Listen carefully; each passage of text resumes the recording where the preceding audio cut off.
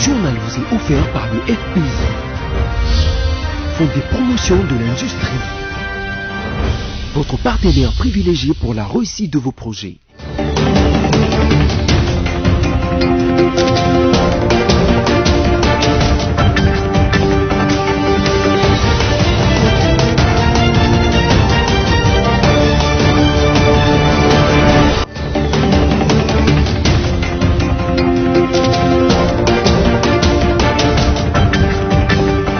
Merci de nous choisir pour vous informer, mesdames, messieurs. Voici le sommaire de ce journal.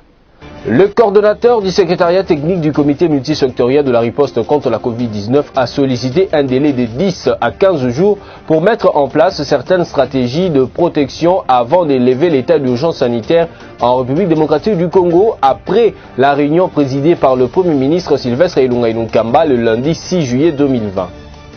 Après quelques jours d'accalmie, le nombre de contaminations de Covid-19 a pris sa progression en République démocratique du Congo, d'après les bulletins du secrétariat technique du comité multisectoriel de la riposte contre Covid-19 du lundi 6 juillet 2020. 119 nouveaux cas ont été enregistrés dans les pays. Certains parents rencontrés ce mardi par votre rédaction à Kinshasa désapprouvent la démarche des responsables de certaines écoles au sujet de la vente des cahiers d'exercice délivrés par le ministère de l'EPST pour occuper les élèves en cette période de Covid-19.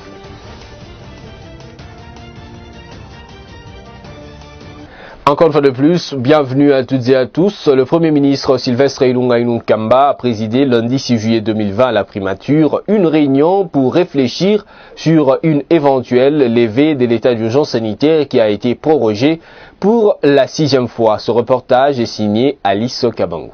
Le Premier ministre Sylvestre Ilunga Ilunkamba a présidé lundi 6 juillet à la primature une nouvelle réunion pour réfléchir sur une éventuelle levée de l'état d'urgence sanitaire qui, soit dit au passage, a été prorogé ce même jour pour la 6e fois. Plusieurs personnalités, notamment le coordonnateur du secrétariat technique du comité multisectoriel de la riposte contre la Covid-19, l'administrateur délégué de la Fédération des entreprises du Congo, ou encore le coordonnateur de la task force présidentielle ont pris part à cette séance de travail. En ce qui concerne la réouverture de frontières, le Dr Kamba, coordonnateur de la task force, a affirmé que le contrôle des entrées et sorties du territoire national reste de rigueur, rappelant que l'équipe du professeur Mouyembe a demandé un délai supplémentaire de 10 à 15 jours pour mettre en place un certain nombre de mesures de protection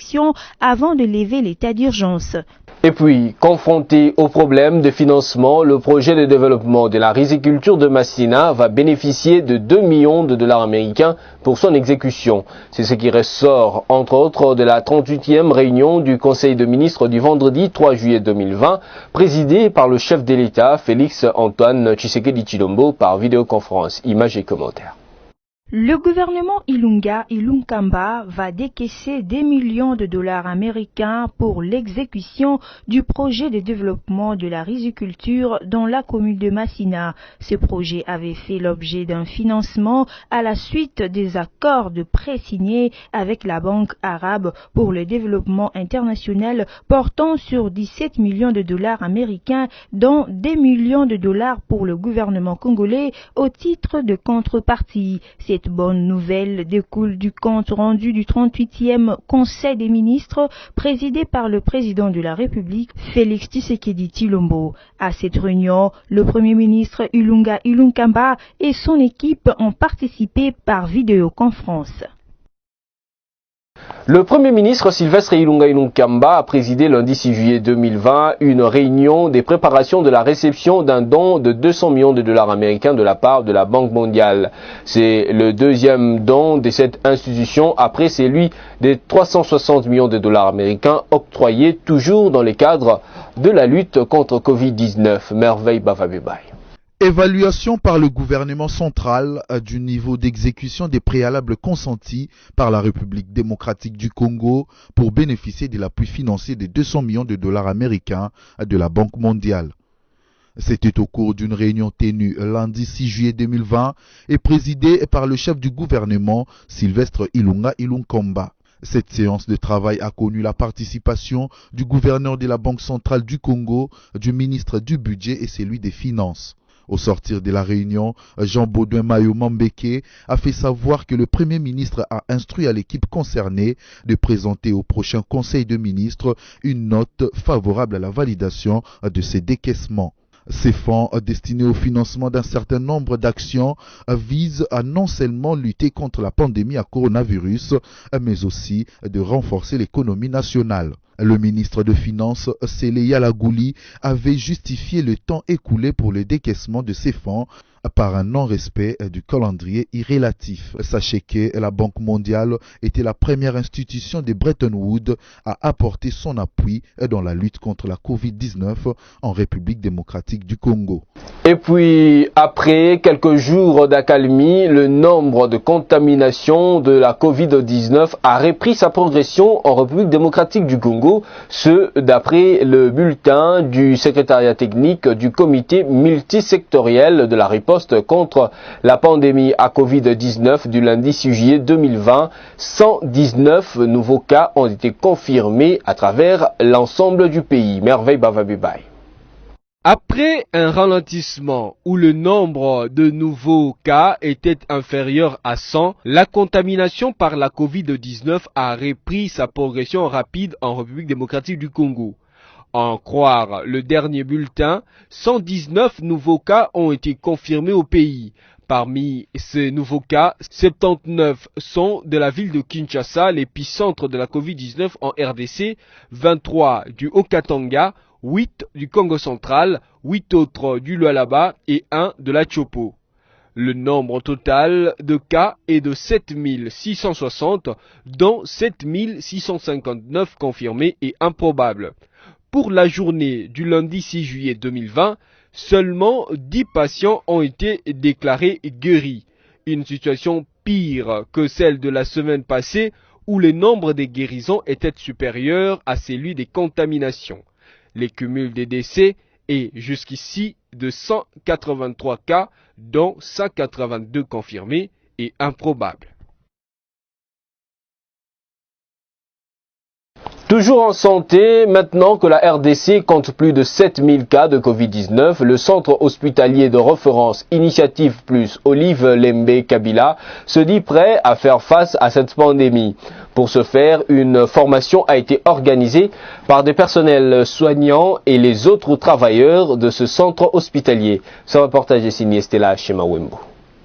Au moment où le monde entier est touché par la pandémie de Covid-19, le centre hospitalier des références Initiative Plus, Chipon sigle, s'est préparé à faire face à cette maladie qui a déjà touché plus de 6000 personnes en République démocratique du Congo. C'est ainsi que le personnel soignant et tout travailleur pouvant être en contact direct ou indirect avec les contaminés sont soumis à une formation dispensée par les experts de la clinique Ngaliema. C'est impossible qu'un hôpital aujourd'hui soit ouvert et que les personnels qui y travaillent ne soient pas formés sur la Covid. Parce que vous savez que si il n'y a pas cette formation, une personne infectée, personnel médical infecté, ça signifie que c'est tout l'hôpital qui est infecté.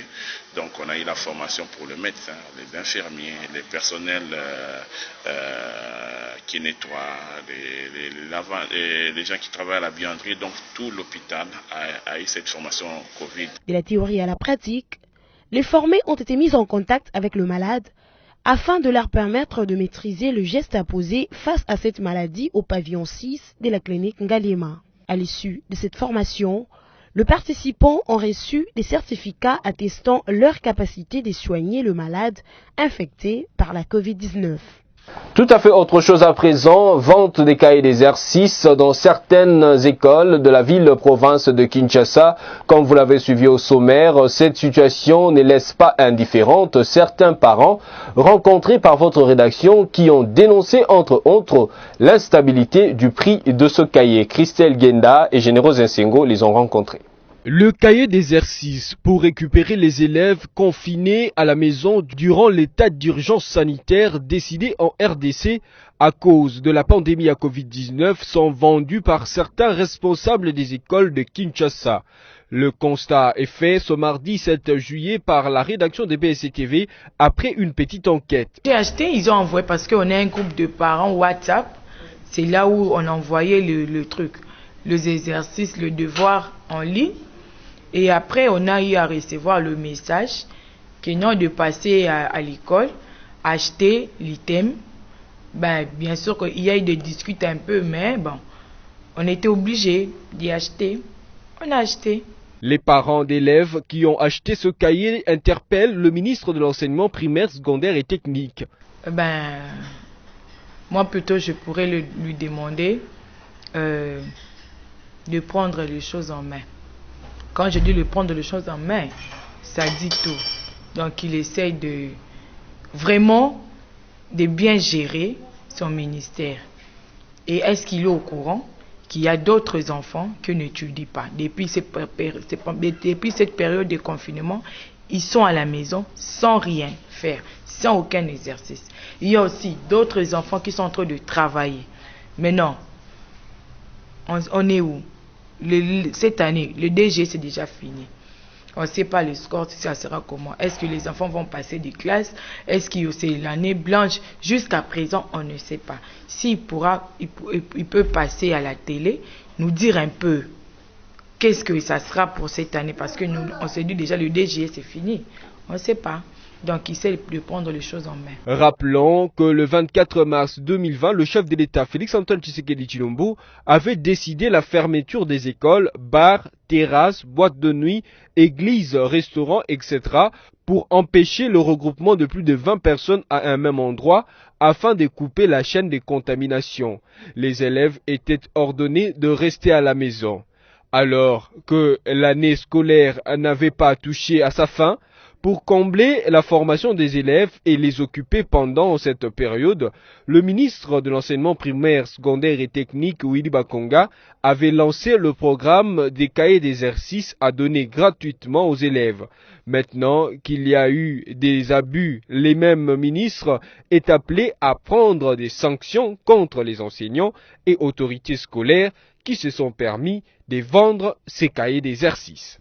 Évoluons dans ce journal. Les réfugiés de Yumbi vivant à Brazzaville vont bientôt regagner leurs terres. Cette annonce est du ministre Steve Mikaï qui rassure qu'une délégation de la RDC a été dépêchée au pays de Denis Sassou Nguesso depuis samedi 4 juillet 2020 pour étudier les modalités de ce rapatriement. Sami Bossongo.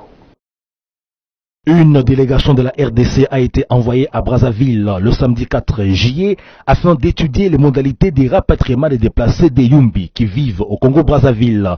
C'est la bonne nouvelle donnée par Steve Mbekaï, le ministre des Actions humanitaires et Solidarité nationale.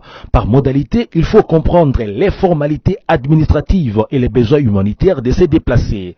Selon les autres indications de Steve Mbekaï, sous peu une aide humanitaire va arriver aux réfugiés de la part du gouvernement Sylvestre Ilunga et la ministre des Affaires étrangères de la RDC va contacter son homologue de Congo-Brazzaville pour organiser ces rapatriements.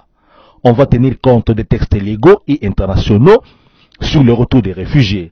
Il faut que les conditions, notamment sécuritaires à Yumbi, soient remplies pour que, quand ils vont rentrer, il n'y ait plus de problème, a encore précisé Steve Mbikaï. L'on rappelle que Yumbi est une cité de la province de Mai-Ndombe. Les affrontements ethniques entre les Batende et les Banonou en décembre 2018 avaient eu lieu dans le mur de Yumbi. Depuis, les compatriotes qui avaient peur de la mort s'étaient réfugiés à Brazzaville.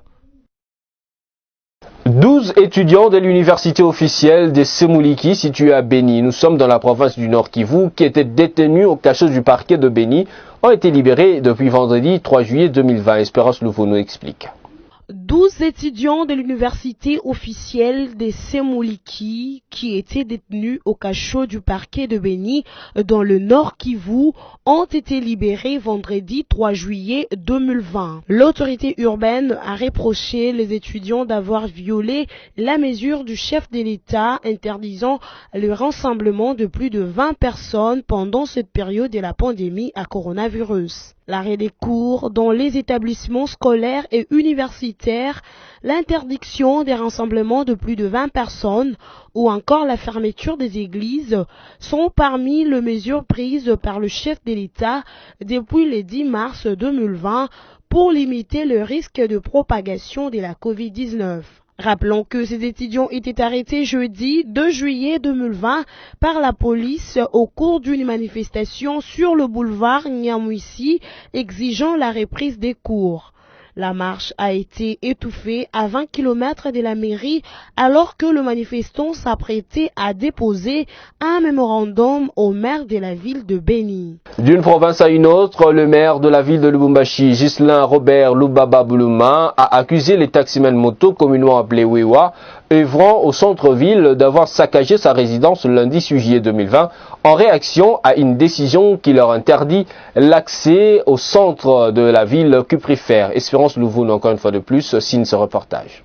Ghislain Robert Lubaba Boulouma, maire de la ville de Lubumbashi dans la province du Haut-Katanga, accuse le chauffeur de taxi-moto appelé communément Wewa d'avoir saccagé sa résidence lundi 6 juillet 2020 à la suite d'une décision qui leur interdit l'accès au centre-ville de Lubumbashi. Ne pas circuler dans les centres-villes, porter les casques, ne pas dépasser 20 heures. Tout ça devrait être respecté par les motards. Nous avons essayé d'appliquer aujourd'hui, je dis d'abord merci beaucoup pour la police qui a mis des dispositifs conséquents pour le respect de toutes ces réglementations. Ce matin, on a eu à arrêter les récalcitrants. Malheureusement, comme réaction, ils sont allés à ma maison saccager ma maison. Pourquoi? Parce que j'ai envoyé la police pour leur interdire l'accès au centre-ville. À ce sujet, l'autorité urbaine a donné un nouveau délai de 2 semaines aux détenteurs de motos œuvrant dans le secteur de transport public pour quitter définitivement le centre commercial. La hiérarchie a accepté qu'on leur donne encore un moratoire de 2 semaines, lequel nous permettra de bien sensibiliser tous les motards. 2 semaines, ça va jusqu'au 20 du mois courant, c'est-à-dire le lundi. 20 lundi, plus question de voir les motards au périmètre du centre-ville, le périmètre commercial. Signalant que le centre-ville de Lubumbashi est actuellement inondé dans les secteurs de transport par des taxis-motos. Ces derniers sont positionnés à chaque coin de cette ville depuis plus d'une année. La décision de leur interdire de circuler dans le centre-ville de Lubumbashi souffre jusqu'ici de sa non-application. Et puis une page noire dans ce journal, décédé depuis le 25 juin dernier, Kilasu Masamba, ancien champion d'Afrique de Nations avec les Léopards du Zaïre en 1974, sera inhumé samedi 11 juillet 2020. La famille biologique du défunt sollicite un soutien de la part du gouvernement congolais. Suivez ce propos recueilli par Merveille Bavabebay et Générose Singo. C'est depuis le 25 juin 2020 à Kinshasa que l'un des artisans de l'ancienne gloire des Léopards Foot 1974, Kilasu Masamba, dit Pelé, a rendu l'âme. Il avait été membre de la génération championne d'Afrique des Nations de football et la sélection dont il faisait partie a représenté pour la première fois l'Afrique noire à une phase finale de Coupe du Monde en Allemagne en 1974. Gani Kilasu Masamba, fils du défunt, retrace ici le parcours d'un champion au rang des héros de tout un peuple. C'est parmi ces fils qui ont, n'est-ce pas, donné l'image du pays à un autre niveau. Ça, il faut le dire. Et si aujourd'hui, on va reconnaître le Congo comme champion d'Afrique 1974, le Congo comme le pays qui a participé à la Coupe du Monde Allemagne 1974, s'il faut citer les héros nationaux, on va citer aussi Kilasu Masamba. Merci. Après plusieurs années passées à l'étranger, il est revenu sur la terre de ses pères en 2019 avant que la maladie lui empêche tout déplacement. L'occasion pour la famille biologique de solliciter un appui du gouvernement congolais, comme ça a été le cas à de certains de ses anciens collègues. Nous insistons pour dire que nous demandons, soit nous sollicitons le soutien du gouvernement congolais, nous sollicitons le soutien de tous les joueurs qui évoluent dans la discipline de football enfin d'honorer, n'est-ce pas, la mémoire de ces dignes fils de notre pays. Merci beaucoup. Vendredi 10 juillet, il y aura transfert du corps de la morgue kimbanguiste de Kimbantseke à celui de l'hôpital du Cinquantenaire pour le recueillement prévu samedi 11 juillet 2020. Décédé à l'âge de 77 ans, Kilasu Masamba sera inhumé au cimetière de Nécopole entre ciel et terre. Et puis on apprend que Rita Bola, directrice générale de la Direction générale des recettes de Kinshasa, DGRK, aurait déposé sa démission ce mardi 7 juillet 2020. Nous y reviendrons dans nos prochaines éditions avec plus de détails. Mesdames, Messieurs, avant de prendre le rappel de titre, voici la revue de presse en ligne avec Stella Shemawembo.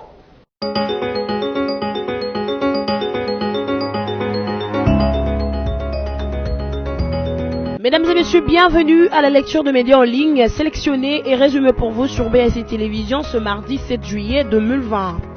Ouvrons cette revue de presse avec le site d'information actualité.cd qui titre à sa une. RDC, l'ONU rapporte l'exécution extrajudiciaire des 4 personnes dans les contextes d'application des mesures de prévention contre Covid-19. Il a été signalé plusieurs cas de violations de droits de l'homme perpétrés par des agents de l'État à faveur de mesures de prévention adoptées dans les contextes de la Covid-19 et notamment de l'état d'urgence, note l'ONU dans son rapport couvrant mi-avril et mi-juin. Il s'agit notamment de l'exécution extrajudiciaire de 4 personnes, de cas de violation du droit à l'intégrité physique contre 79 personnes, dont 3 femmes, de l'arrestation arbitraire et de la détention illégale de 64 personnes, dont 12 femmes et 20 cas de violation du droit à la propriété. La République démocratique du Congo a enregistré son premier cas confirmé de Covid-19 le 10 mars 2020. Depuis, le nombre de cas a progressivement augmenté pour atteindre plus de 7000 cas. Au premier trimestre de 2020, la MONUSCO a recensé 1973 cas de violation de droits de l'homme dans l'ensemble du pays. Poursuivant cette revue de presse avec les sites d'information, Radio Okapi qui titre à sa une, Covid-19, désaffectation des locaux du programme national de lutte contre la tuberculose. Le secrétariat technique de la Covid-19 a procédé lundi 6 juillet 2020 à la désaffectation des locaux du programme national de lutte contre la tuberculose. Selon le directeur du PNLT et membre du secrétariat technique de la Covid-19, le Dr Michel Kassoua, l'objectif est de s'assurer du bien-être de tout le personnel. Il a encouragé le manager des entreprises publiques et privées à désinfecter leurs locaux dans la perspective de la reprise normale des activités professionnelles. Bouclons cette revue de presse avec le site d'information Forum des As qui titre à sa une, état d'urgence. Ça sent l'ultime prorogation. L'Assemblée nationale exige du gouvernement des mesures d'accompagnement pour soulager tant soit peu la population. La réflexion sur la levée de l'état d'urgence sanitaire lancée par le Premier ministre Ilunga Ilunkamba lors de la réunion le 2 juillet 2020 de membres du comité multisectoriel se poursuit. 4 jours après, soit lundi 6 juillet 2020, la même équipe s'est retrouvée autour du chef du gouvernement pour échanger sur les conditions d'une éventuelle levée de cet état d'urgence décrété depuis le 24 mars dernier par le président de la République Félix Tshisekedi. Après 3 mois et 2 semaines passées sous ce régime de restrictions dû à la pandémie de Covid-19, il était temps de s'arrêter, car de nombreux Congolais en viennent à accepter la réalité selon laquelle la Covid-19 a encore de beaux jours devant et que la stratégie actuelle de confinement ne peut perdurer à cause de son impact direct néfaste sur l'économie du pays. Cette revue de presse est terminée. Merci à vous de l'avoir suivie.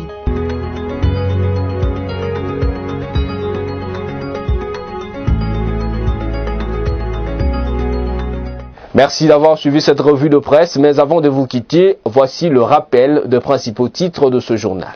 Le coordonnateur du secrétariat technique du comité multisectoriel de la riposte contre la Covid-19 a sollicité un délai de 10 à 15 jours pour mettre en place certaines stratégies de protection avant de lever l'état d'urgence sanitaire en République démocratique du Congo après la réunion présidée par le Premier ministre Sylvestre Ilunga Ilunkamba le lundi 6 juillet 2020.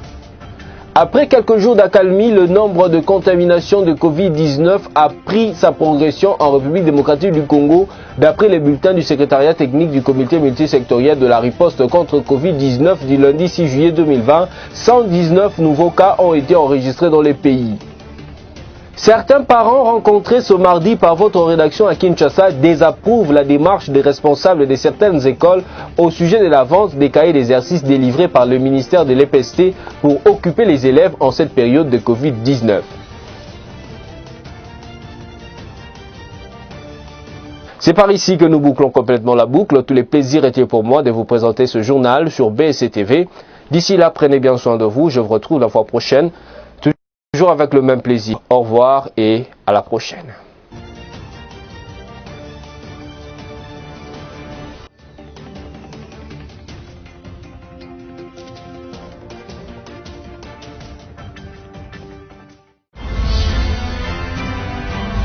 Ce journal vous a été offert par le FPI.